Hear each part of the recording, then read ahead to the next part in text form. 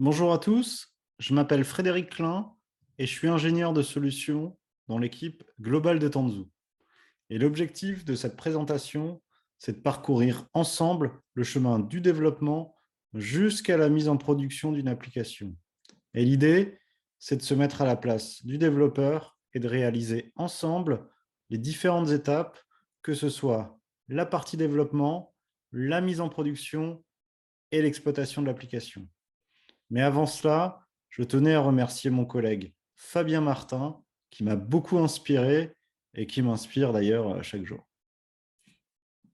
Alors, pour me présenter rapidement, avant de rejoindre VMware, j'ai travaillé plus de 15 ans chez un opérateur de télécommunications leader de son marché et également chez un cloud provider. J'ai travaillé sur diverses positions, que ce soit comme ingénieur DevOps ou architecte, et sur différents types d'infrastructures, que ce soit sur du cloud public ou sur des infrastructures on-premise. Et j'étais confronté à de nombreuses reprises à des difficultés sur l'aspect développement jusqu'à la mise en production de différentes applications. Alors, les objectifs de la démo, c'est vraiment de faire ensemble le parcours d'un développeur. On va démarrer par une idée du business, puis on va réaliser ensemble, étape par étape, le chemin du développement jusqu'à la mise en production de l'application. Donc, pour illustrer le chemin vers la mise en production, on va développer une application en microservices qui va exposer des API et qui va permettre de gérer des personnes. Et la contrainte, c'est que l'application va utiliser une base de données, justement pour gérer les données liées aux personnes, et qu'elle se déploie sur une infrastructure cloud de type public ou on-prem, peu importe, mais qui est basée sur Kubernetes. Donc, en termes d'objectifs fonctionnels, c'est une application qui va tout simplement gérer des personnes dans une organisation. Et pour réaliser notre application, on va utiliser un écosystème de développement qui s'appelle Spring, qui propose des frameworks, des librairies basées sur Java. Alors, Spring et Spring Boot, c'est des frameworks qui sont très connus dans le monde du développement et c'est aussi un des premiers frameworks utilisés en entreprise. En ce qui concerne Spring Cloud, il contient des briques pour déployer des microservices. Il va aussi contenir, par exemple, un service discovery pour faire de la communication entre microservices ou de la gestion de configuration, voire même pouvoir router le trafic entre différents microservices grâce à l'utilisation de Spring Cloud Gateway. Et enfin, on a Spring Cloud Dataflow qui est, lui, beaucoup plus axé sur la transformation de la donnée. Alors, grâce à l'écosystème Spring qui est très riche, comme on peut le voir sur la planche, on va pouvoir démarrer petit, puis ensuite enrichir notre application selon nos besoins. Donc, je vous propose tout de suite de démarrer avec une démo et je vous propose de démarrer avec Spring Initializer. Et donc, pour ça, on va sur la page start.spring.io. Et on va commencer par faire un projet Maven. On va renseigner les métadonnées qui vont nous permettre de builder et gérer notre projet de développement. Et tout ça, alors juste pour info, hein, ce n'est pas lié à Spring, mais à Maven. Et ça, les développeurs Java connaissent bien cette partie. Alors, je vais rentrer les différentes informations. On va mettre comme groupe Tanzu, puis comme artefact fclin.demo. Et je pense qu'on est pas mal. Ensuite, on va rajouter des dépendances. Donc, on va commencer par une dépendance Spring Web, parce qu'on va faire du web, tout simplement. Puis ensuite, on va stocker nos personnes dans une base de données. Donc, on va choisir une base de données de type in-memory pour commencer petit, donc H2. Ensuite, on va utiliser Spring Data. Et ça va nous permettre de faire des requêtes tout simplement à la base de données. Et puis, on va rajouter aussi REST repository. Et ça va nous permettre d'exposer des API. Et enfin, on va rajouter Spring Boot Actuator. Et ça va nous permettre d'exposer notre application et surtout de la superviser. Voilà. Ensuite, on génère le paquet et on le récupère. Alors, maintenant que j'ai récupéré le projet, que je l'ai téléchargé, je l'ouvre avec mon IDE préféré qui est Visual Studio Code. Et quand j'ouvre le projet, je constate qu'il y a déjà une arborescence existante. Ensuite, si on va sur le fichier pom.xml, qui est finalement le fichier standard pour Maven pour builder le projet, je constate qu'il y a déjà des briques avec les notions de starter. Alors on va retrouver Spring Boot Starter Actuator, Data JPA, Data REST, Starter Web. Et ces briques-là, elles ont déjà des configurations par défaut, donc ça nous permet de démarrer très vite, mais ces configurations-là, elles peuvent être surchargées par la suite. Donc, on a notre application qui est composée d'un main et on va pouvoir déjà, dès à présent, démarrer l'application. Je la lance. Voilà, elle est lancée. Et si j'ouvre un navigateur, je constate qu'elle répond déjà sur le port 8080. Donc, elle ne fait pas grand-chose, mais elle répond déjà et elle expose déjà une API. Alors, dans Spring Initializer, on va retrouver la documentation qui va nous permettre d'utiliser les briques que l'on a choisies. Et pour pouvoir exposer les personnes, on va utiliser la brique Spring Data JPA qui va nous permettre justement de réaliser notre projet de type CRUD. Donc, je vais dans la documentation, je la retrouve ici. Voilà, je l'ouvre dans un navigateur. Voilà, je la retrouve ici. Donc, ce qu'on va faire, on va d'abord créer une entité personne.java qui va nous permettre de représenter une table dans notre base de données. Et ensuite, on va créer une classe repository qui va nous permettre justement d'accéder à ces informations. On va le faire tout de suite. Hop. Donc, je crée d'abord une entité.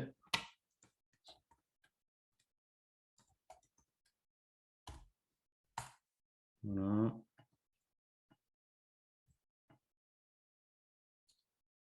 Et je crée le repository.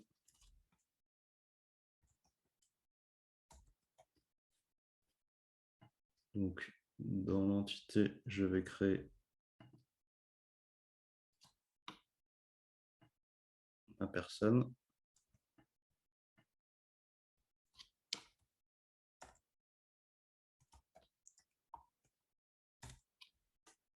Voilà. Je vais copier-coller directement ce qu'il y a dans la documentation. Et donc, je vais faire pareil pour la classe repository.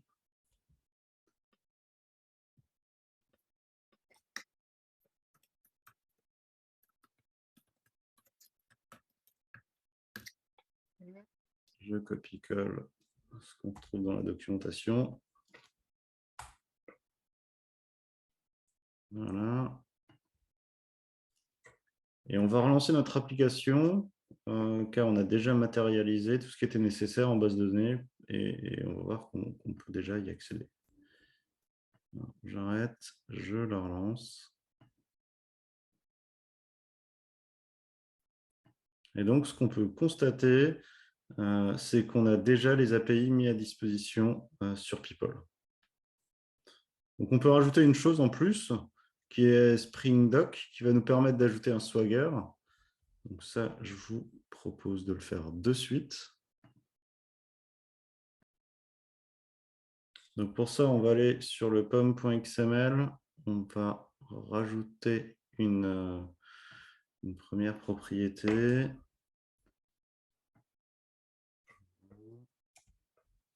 Et on va rajouter nos dépendances qui vont nous permettre justement d'avoir Spring Doc et d'exposer le Swagger.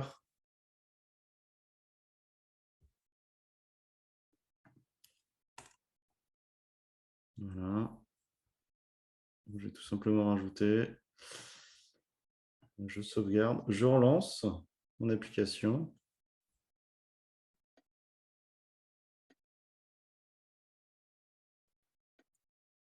Et donc, si je vous montre le Swagger, le voilà.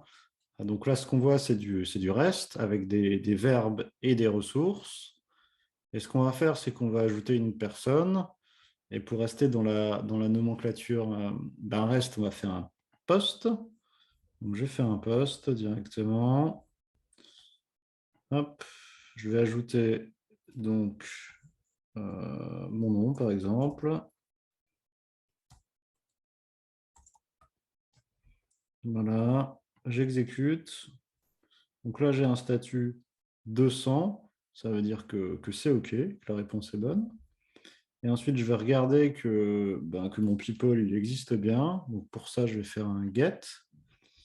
Et je vais exécuter. Hop.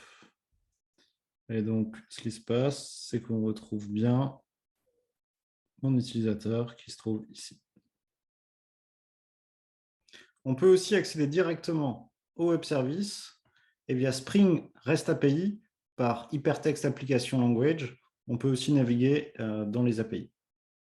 Il existe aussi un endpoint qui vous permet d'exposer votre API OpenAPI JSON qu'on peut ensuite exposer sur un portail pour centraliser les API de vos microservices et finalement les partager avec les autres développeurs ou même vos clients.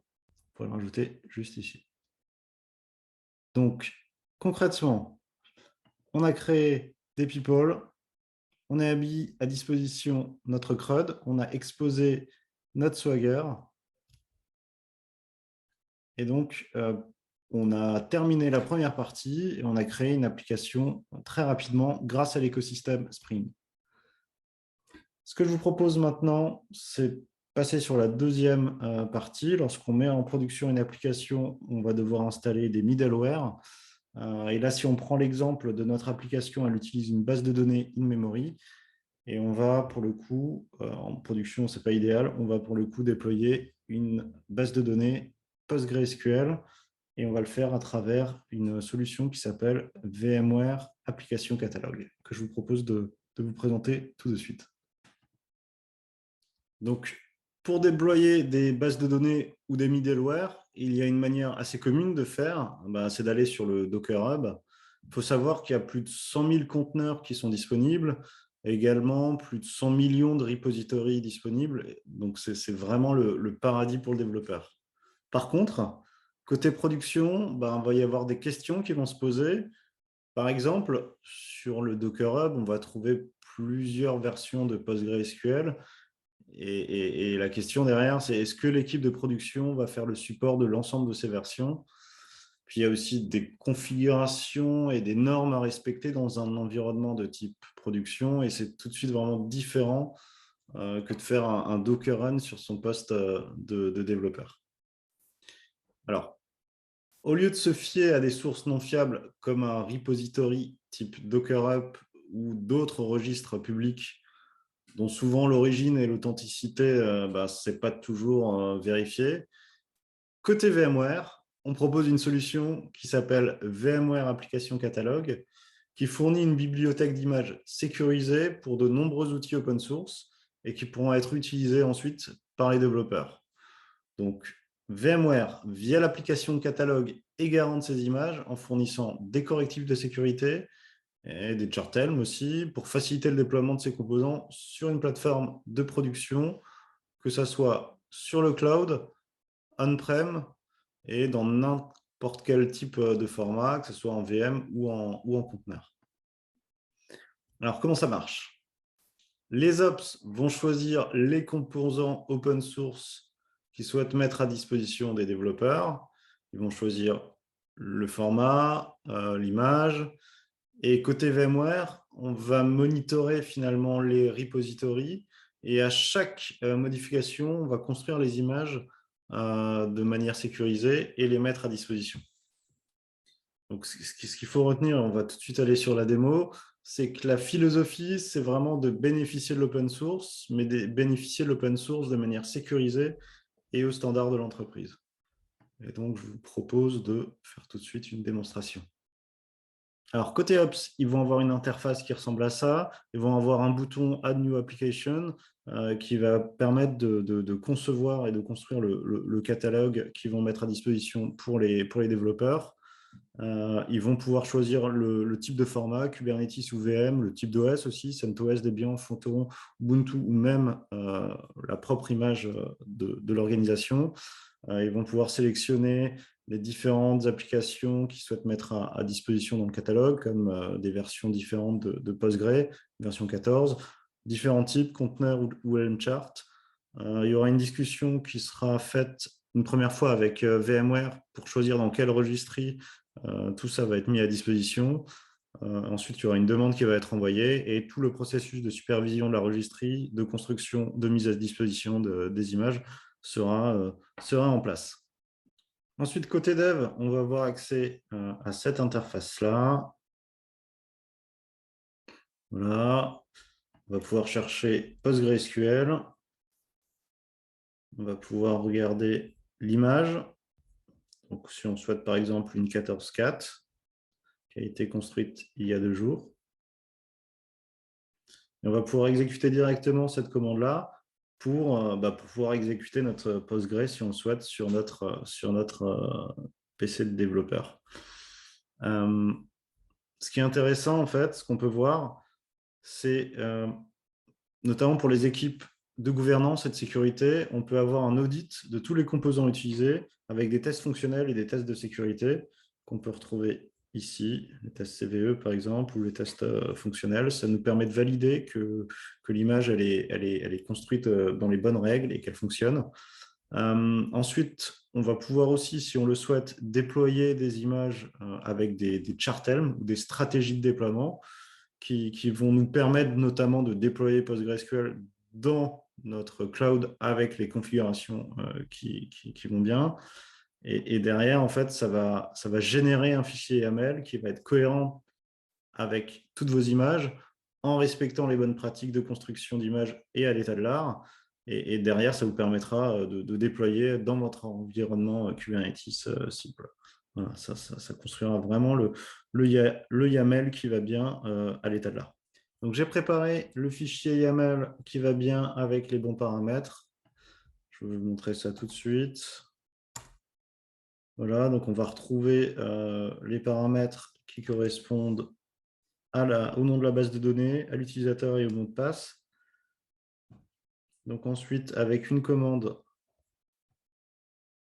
celle-ci, on va pouvoir installer notre base de données sur notre cluster Kubernetes. Donc la commande, c'est elle m'installe dans le namespace DemoFred. Donc je déploie finalement dans le namespace DemoFred PostgreSQL en version 11.6.15 avec le fichier de paramètres que je vous ai présenté juste avant. Donc on va le faire de suite.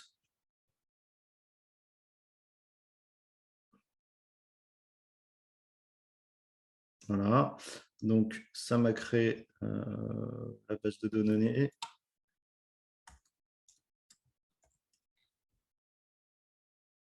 Ça m'a créé le namespace qui va bien, DemoFred.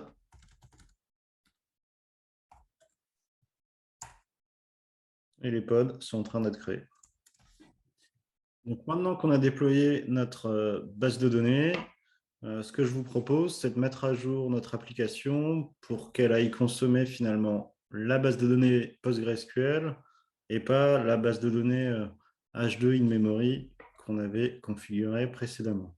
Donc pour ça, on va dans le pom.xml et on va changer notre runtime.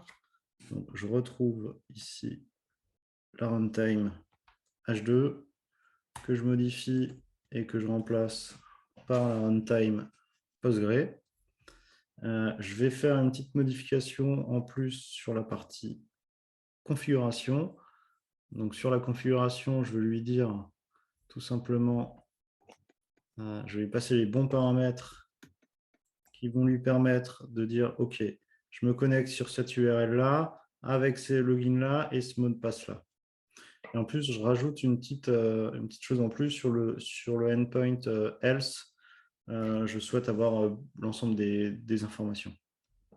Maintenant qu'on a déployé notre base de données sur le cloud et qu'on a mis à jour notre application pour qu'elle se connecte à une base de données PostgreSQL, je vous propose qu'on teste l'application sur mon poste de développeur. Et pour ça, je vais déjà commencer par déployer en local une base de données. Donc, je déploie une base de données PostgreSQL. Je m'assure qu'elle est bien déployée. C'est bien le cas. Alors, pour le coup, j'ai utilisé cette commande Docker Run et en gros, j'ai juste indiqué que je souhaitais prendre la même image que j'ai déployée sur mon cloud. Donc là, ma base de données tourne. Et ce que je vais faire, c'est que je vais exécuter mon application. Voilà, elle s'est lancée.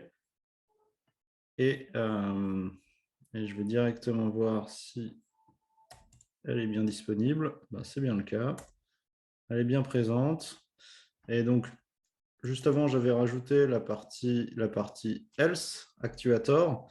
Et ce qui est intéressant là-dessus, c'est que on va pouvoir voir justement sur ce endpoint que je suis bien connecté à ma base de données PostgreSQL et que la connexion est valide. Donc, on a terminé notre intégration avec PostgreSQL. On a choisi une version qu'on peut exécuter en plus en local et sur le cloud et qui a été mise à disposition par les équipes d'exploitation en respectant les meilleures pratiques de construction d'images Docker, validées fonctionnellement et sécurisées. Et maintenant, on va déployer notre application dans le cloud. Et justement, on va regarder ensemble comment on peut le faire. Donc, il y a une première chose à faire, c'est de construire une image. Et ensuite, on la déploie sur Kubernetes. Alors, pour construire une image, on peut le faire avec un Dockerfile. On peut voir l'exemple sur le slide. Par contre, construire une image Docker, ce n'est pas forcément très simple. Et si je prends le cas des développeurs, ils doivent notamment comprendre des concepts bas niveau. Et pour construire une image Docker, il faut le faire avec les bonnes pratiques, donc avec un concept par couche, choisir une image de base et bien entendu sécuriser l'ensemble. Par exemple, que l'application ne tourne pas en mode route. Et pour le coup, c'est vraiment pas simple. Et d'un point de vue dev, il n'y a pas de valeur business à créer une image Docker. C'est vraiment juste transformer du code source en quelque chose d'exécutable. Et à l'inverse, pour les équipes d'Ops, ce n'est pas souhaitable de laisser la construction des images aux développeurs, car ils en seraient dépendants, donc dépendants de la disponibilité des développeurs, notamment s'il y a une faille critique sur un OS de base, par exemple. Donc clairement, il y a un sujet sur l'écriture des Dockerfiles et également sur le périmètre de responsabilité. Et donc, ça tombe bien parce qu'il y a des alternatives à créer son Dockerfile, et notamment avec les Cloud Native Build Pack que j'aimerais vous présenter. Alors, comment ça marche? L'idée, c'est de prendre le code source d'une application et le transformer en image Docker exécutable sur n'importe quel type de cloud. Donc, le principe existe depuis 2011, puis a été repris par Pivotal pour Cloud Foundry.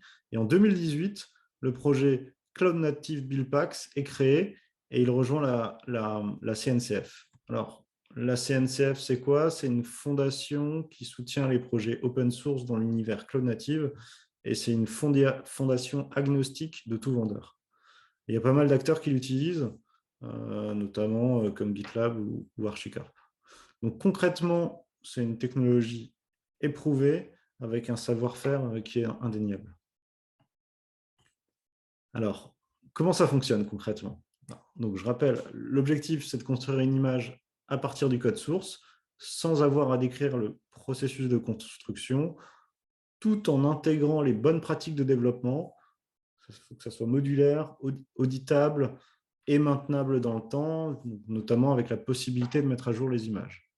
Alors, pour cela, il faut une plateforme pour builder les images. Ensuite, on va trouver les build packs qui vont construire les différents éléments de notre image avec les librairies et les runtime. Et il nous faut une base OS. Donc, pour préciser, les Cloud Native Build Packs, c'est une spécification CNCF et il existe plusieurs implémentations. Et pour notre démo, je vous propose d'utiliser les build packs de Paketo qui sont supportés par VMware. Donc, on va utiliser Tanzu Build Service et les build packs de Paketo pour construire notre image et on va la pousser sur une registry. Alors, celle-ci, elle est sur Microsoft Azure car mon Kubernetes tourne sur Azure. Et donc, ce que je vous propose, c'est de mettre notre code source sur GitHub parce que à travers Build Service, il va se connecter à GitHub pour récupérer le code source et construire notre image Docker qui va être ensuite poussée sur une registry Azure. Donc, on va créer un repo GitHub. On va l'appeler démo, on le met en public. Voilà. Ensuite, on va pousser notre code.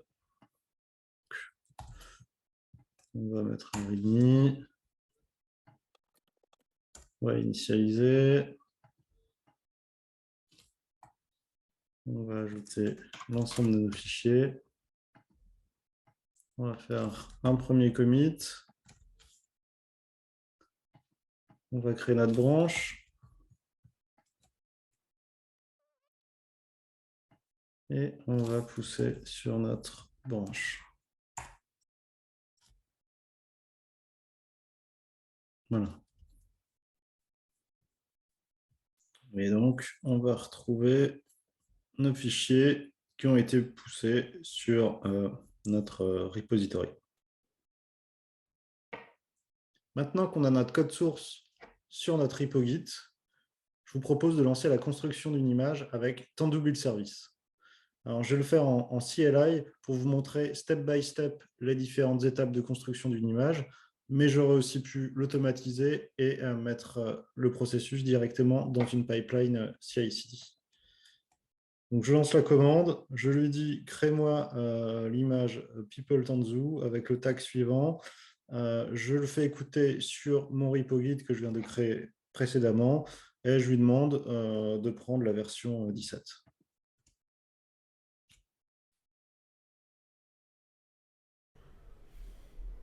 Donc, ce qu'on peut constater sur les logs, c'est qu'il y a plus de 41 build packs qui ont été étudiés et 9 qui sont identifiés pour participer à la création de l'image. Donc concrètement, Tanzu Build Service, qui a été configuré par l'équipe d'Ops, fait du pattern matching et regarde sur le code s'il y a des éléments, c'est-à-dire des build packs, qui vont être utilisés pour participer à la création de l'image finale. Et donc, mon image a été poussée sur la registry. Et si on regarde directement sur la registry, dans le dossier People, on retrouve bien mon image avec le tag, le dernier tag 509. Pour résumer les précédentes étapes, on a pris notre code source, on l'a construit sans avoir aucun Dockerfile à écrire, avec l'ensemble de bonnes pratiques pour être certain que notre image soit OCI, c'est-à-dire qu'elle puisse être déployée sur n'importe quel type de Kubernetes. On l'a poussé dans une registry. Alors, ça aurait pu être Arbor, la registry de VMware, mais j'ai volontairement pris une autre registry pour vous montrer justement que nos solutions sont modulaires et peuvent s'intégrer facilement dans votre écosystème d'outils existants. Et maintenant, la prochaine étape, ça va être de déployer notre image sur un Kubernetes. Pour déployer des images sur un cluster Kubernetes, il y a plusieurs stratégies de déploiement. Donc, je vais juste faire un rappel pour ceux qui n'ont pas fait de Kubernetes. Donc, pour déployer notre image, on va déployer des pods au travers d'un déploiement. Les pods, on va les exposer au travers d'un service de type load balancer. Et les services, on va les exposer au travers d'un ingress. Et c'est comme ce qu'on faisait avec Nginx pour faire du reverse proxy. Par exemple, ça va nous permettre de router notre trafic en fonction de l'URL. Et ce qui est puissant, c'est qu'avec quelques fichiers YAML, on peut configurer toute une infrastructure qui était finalement complexe à mettre en œuvre sur machine virtuelle en étant indépendant et sans faire de tickets. Et enfin, pour la démo, j'ai ouvert un DNS wildcard pour pouvoir utiliser l'ingress. On va utiliser des fichiers YAML pour déployer notre application. Et les fichiers, je les ai préparés. Donc, on les retrouve ici. Donc, on a un premier fichier qui va nous permettre d'indiquer dans quel namespace on souhaite déployer notre application, un prod ou un dev, par exemple. On a un fichier de secret qui va nous permettre d'indiquer le login et le mot de passe de la base de données PostgreSQL que j'ai précédemment déployé sur Kubernetes. Un fichier de déploiement qui va nous permettre de configurer notre déploiement et également d'indiquer où se trouve l'image qu'on souhaite déployer, donc sur quel registry. Un fichier service qui va nous permettre d'exposer notre application, donc notamment sur le port 80, et un fichier ingress qui va nous permettre de rerouter le trafic avec le DNS que j'ai configuré dans le fichier values qu'on retrouve ici, avec les logins et mots de passe et l'URL de la base de données. Donc, tous ces fichiers-là sont des templates et mes valeurs sont dans le fichier values.yaml. Et je vais utiliser une suite d'outils, la suite d'outils Carvel, qui est une suite d'outils open source. Et on va utiliser deux outils dans cette suite-là. OITT, justement, qui va nous permettre d'appliquer nos valeurs sur nos fichiers YAML. Et Cap pour pouvoir déployer notre application sur Kubernetes. Si j'exécute OITT, je constate que les valeurs ont bien été appliquées à mes fichiers YAML.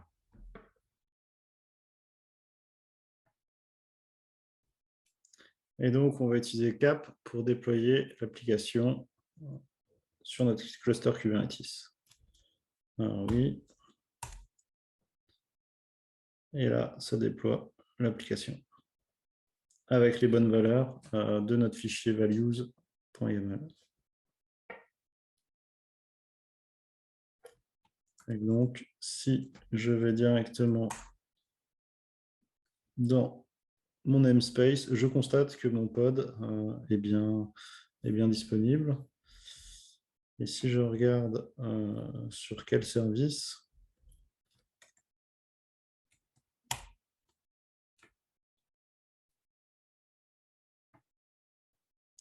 il est bien exposé là-dessus, sur cette IP-là.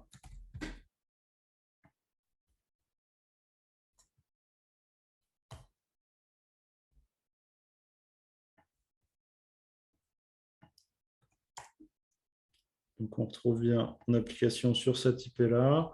Et je la retrouve aussi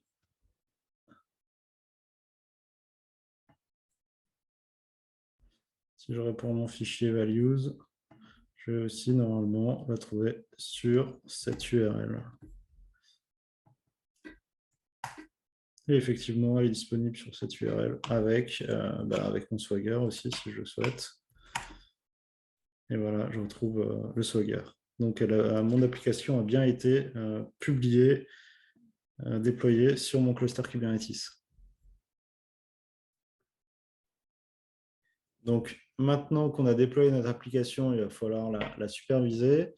Et lorsqu'on supervise finalement une application classique en monolithe, bon, quand on est développeur, ce n'est pas toujours évident d'avoir accès à tous les outils des équipes de production. Mais en plus, quand on doit superviser, troubleshooter une application en microservice, ça devient beaucoup plus compliqué parce qu'il va falloir justement monitorer chaque microservice et également les échanges entre eux. Donc, ça va être de plus en plus compliqué. Alors, si on prend une infrastructure classique qui contient des serveurs, du stockage, du réseau, avec une couche de virtualisation, il faut déjà superviser l'ensemble de ces couches-là. Puis ensuite, au-dessus de notre VM, on avait l'application. Maintenant, dans une architecture plutôt en mode microservice, avec en plus Kubernetes, il va falloir superviser Kubernetes, les nœuds, les pods, les conteneurs. Puis en plus, il va falloir aussi également, comme j'ai dit précédemment, superviser les microservices et les échanges entre les microservices. Donc ça devient plutôt compliqué de pouvoir surveiller l'ensemble et de trouver la panne, de pouvoir corréler les informations. Et souvent, en incident, ça peut ressembler à ça. On va retrouver énormément de personnes qui s'occupent de chaque couche pour pouvoir dépanner. Et donc, c'est pour ça que chez VMware, on a un outil qui s'appelle VMware Tanzu Observability. Donc, qu'est-ce qu'il va faire cet outil? Il va tout simplement corréler l'ensemble des informations, que ce soit des traces, des logs ou des métriques, sur l'ensemble des couches de l'infrastructure jusqu'à l'application. Et ça va permettre notamment d'exposer ces informations aux développeurs, aux SRE, aux exploitants de la plateforme, à la ligne business aussi, s'ils veulent faire des KPI. Et ça va permettre également, grâce à des mécanismes d'intelligence artificielle, de machine learning, de pouvoir corréler et anticiper l'ensemble des pannes et pouvoir réagir très rapidement. Et ce que je vous propose, c'est d'ajouter finalement cette supervision via Tanzu Observability sur notre application qu'on a développée. Alors pour ça, on va partir de Spring Initializer et on va mettre deux choses. La première, c'est Wavefront, faire l'observabilité. Et on va rajouter aussi Spring Cloud Sluice qui va nous permettre de faire du tracing distribué pour nos applications. Alors cette fois, on va pas le télécharger, mais on va aller explorer. Et ce qui est important, c'est de récupérer la configuration, la dependency management et les deux dépendances, Wavefront et Spring Cloud Sluice, que je vais copier dans mon pom.xml sur mon application.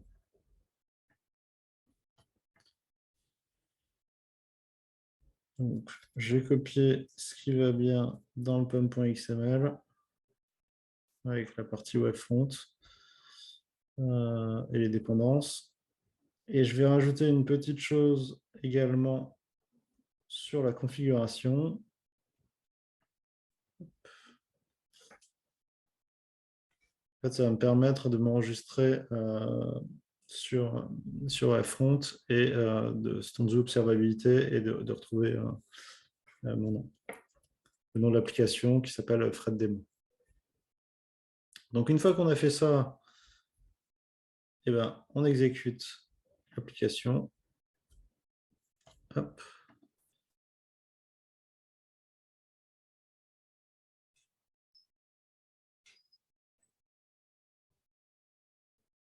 Voilà, ce qu'on peut constater, c'est qu'on a une URL sur laquelle on va pouvoir se connecter et on va retrouver et on va pouvoir accéder à Tanzu Observabilité. On va retrouver l'ensemble des informations, que ce soit sur la partie CPU, mémoire, sur la JVM, sur tout ce qui est lié au pool. On va retrouver vraiment énormément d'informations sur le dashboard. Et donc là, on a accès à un dashboard que je pourrais dire point de vue Ops. Donc, ce qui est intéressant, c'est qu'on a quand même une vue 360 grâce à Tanzu Observabilité. Donc, on a des dashboards pour l'infrastructure, pour les Ops, mais ce qui est intéressant aussi, c'est qu'on a des dashboards notamment qui peuvent être très utiles aussi pour les développeurs. Et on peut justement suivre des traces entre différents microservices. Ce qui peut être délicat si on n'avait pas ce genre d'outil où il faudra aller sur chaque microservice et regarder les logs. Et ce qui peut être intéressant sur cet exemple-là, c'est qu'on peut voir que le microservice shopping, il prend 12 secondes ce qui n'est pas forcément normal. Et grâce à cet outil, on peut voir l'impact que ça va avoir sur les autres microservices directement. Et sans ça, on aurait dû aller dans chaque microservice et prendre beaucoup de temps. Donc, ce qui est intéressant, c'est qu'en développant, on peut directement exposer son application sur Tanzu Observability. Et en plus, ça permet d'avoir une vue 360 de l'ensemble de son IT, que ce soit de l'infrastructure jusqu'aux couches applicatives, en corrélant les logs, les métriques et les traces. Donc, pour résumer, on est parti de notre idée d'application People, on l'a codée avec Spring, on a choisi une image PostgreSQL, on a construit notre propre image, on l'a stockée dans une registrie et on l'a poussée sur Kubernetes. Et on a mis en place tout ce qui permet de monitorer également notre application via Tanzu Observabilité. Et on a fait tout ça en moins d'1 heure. Alors certes, on n'a pas développé de règles métiers, mais ce n'était pas le but de cette démo. Le but, c'était vraiment de montrer que VMware fournit tout un outillage qui permet d'aller vite, finalement, en ce qui concerne les processus de mise en production. Et cela permet aux équipes de se concentrer sur le développement des fonctionnalités à valeur pour le business. J'espère que cette présentation vous a plu et je vous dis à bientôt. Merci à tous. Au revoir.